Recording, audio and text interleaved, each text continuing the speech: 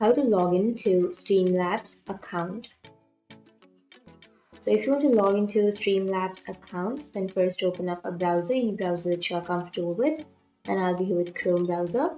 Simply search for Streamlabs and then go for the first search, which is here www.streamlabs.com, and it will take you to this kind of page, which is the website. Now to log into your account, go for the login, which is on the upper right. Once you're here on the login, you can use your existing account or you can continue with a new account. So click on use another account and here it will take you to the login page. So you can log in with your Twitch, your YouTube, Facebook or Twitter, or you can use all of these applications, which is Turbo, TikTok, Picarto or PayPal. So you can choose any one of these, but I'll be choosing my email and then my password. Once you enter the email and password, go for the login. But if you don't remember your password, go for forgot password to reset or recover your password.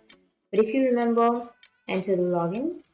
And if your information is correct, then it will take you to the login page or it will take you to your profile.